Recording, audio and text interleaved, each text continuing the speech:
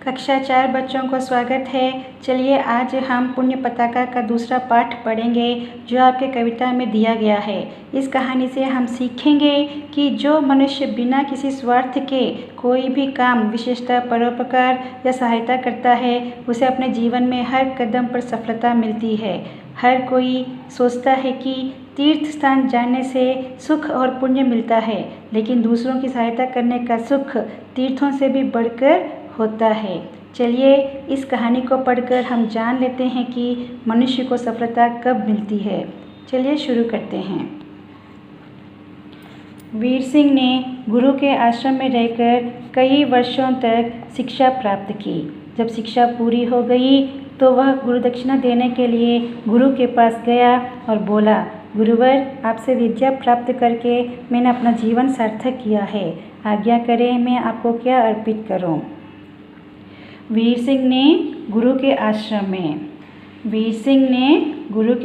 में कई साल तक रहकर ज्ञान प्राप्त किया था। चलो बच्चों, आश्रम का मतलब जानते हैं। आश्रम का मतलब है जहाँ साधु संत रहते हैं। साधु संतों का निवास को आश्रम कहते हैं या विद्यालय भी कहते हैं। तो वीर सिंह ने गुरु के आश्रम में रहकर कई वर्षों तक विद्या प्राप्त की थी। जब वीर सिंह की विद्या खत्म हो चुकी थी तब वो गुरुदक्षिणा देने के लिए गुरु के पास गया और बोला, गुरुवर, आपसे मैंने ज्ञान तो प्राप्त कर लिया जिससे मेरा जीवन सफल हुआ। आपकी अनुमति हो तो मैं आपको कुछ देना चाहता हूँ। अच्छा बच्चों, गुरुदक्षिणा का मतलब जानते हो क्या है? गुरुदक्षिणा का मतलब आधुनिक युग में हम स्कूल, कॉलेज, यूनिवर्सिटी में जाकर पढ़ते हैं, लेकिन प्राचीन काल में जब शिक्षा के ऐसे मंदिर नहीं थे तब बच्चों आश्रम में रहकर पढ़ते थे। शिक्षा पूरी होने पर गुरु अपने शिष्य से गुरुदक्षिणा मांगते थे। फिर गुरु जो भी दक्षिणा मांगे उसे देना ही पड़ता था। दक्षिणा का मतलब दान देना या उपहार देना। गुरुदक्षिणा का मतलब हुआ शिक्षा ग्रहण के बाद शिष्य द्वारा गुरु को दी जाने वाली दक्षिणा। समझे? तो इस तरह वीर सिंह गुरुदेव को कुछ भेंट देना चाहता था। समझे? उसके बाद गुरुदेव मुस्कुराते हुए बोले, वत्स, तुम्हारे अज्ञान का सारा अंधकार मैंने तुमसे पहले ही ले लिया है और तुमसे क्या लूँ। बस तुम सदा ऐसा कार्य करना जिनसे मानव जाति की सेवा हो और धरती का अंधकार मिटे।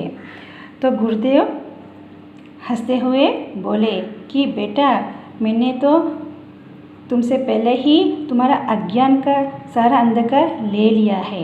अज्ञान का मतलब जिसे ज्ञान ना हो, जिसे किसी बात से परिचित ना हो, जो ना समझ हो, जो तुम्हारे अंदर अज्ञान का भाव था, वो सब मैंने पहले ही ले लिया है। अब मैं तुमसे क्या लूँ? अगर तुम देना ही चाहते हो तो ऐसा काम करो जिससे मनुष्य जाति की भी सेवा हो और हमारी भूमि में जो दुखों से भरा हुआ है उस अंधकार को भी तुम दूर करते रहो।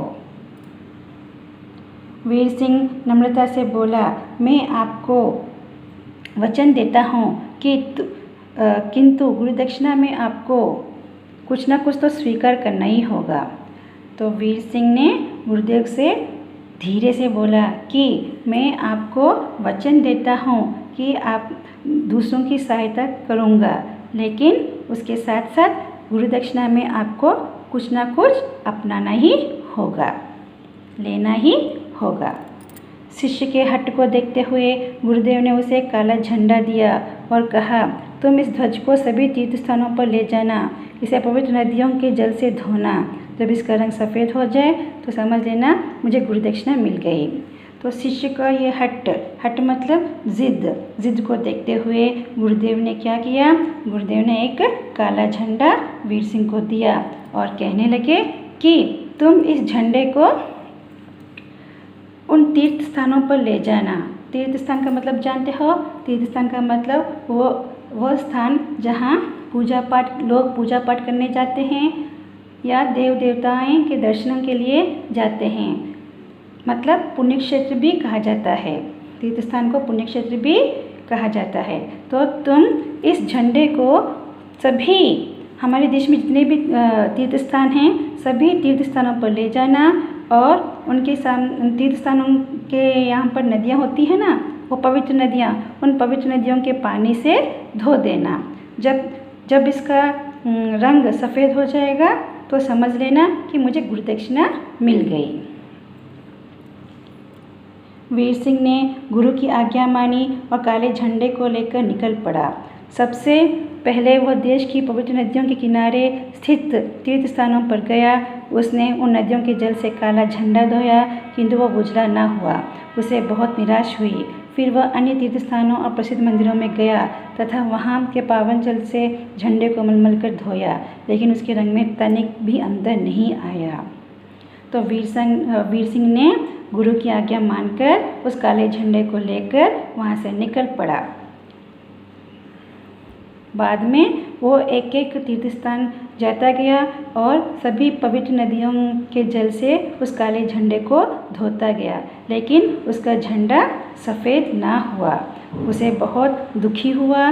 फिर वो अन्य और जितने भी तीर्थ स्थान हैं हमारे देश में सभी तीर्थ स्थानों में गया और मंदिरों में भी गया और उन पवित्र नदियों के पानी से झंडे को मल कर धोता गया, लेकिन उसके रंग में ज़रा सा भी अंतर नहीं आया।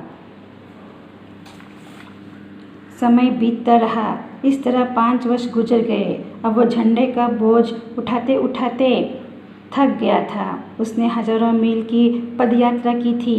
कभी कभार हताश हो जाता और सोचता, क्या मेरे जीवन में झंडा उज्जवल हो सकेगा? और इस तरह वक्त बीत गया था।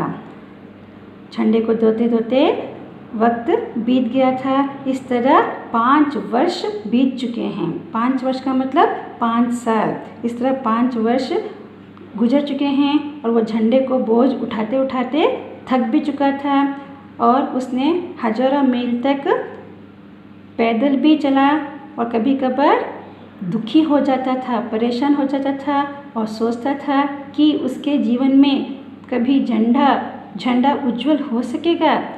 उज्जवल मतलब कभी उसका झंडा सफ़ेद हो सकेगा। ठीक है बच्चों, आज के लिए यहाँ तक समाप्त करेंगे और बाकी सब अगले वीडियो में हम समझाएंगे। और तब तक आप जहाँ तक हम पढ़ चुके हैं उसको अच्छी तरह से पढ़ो। शुक्रिया।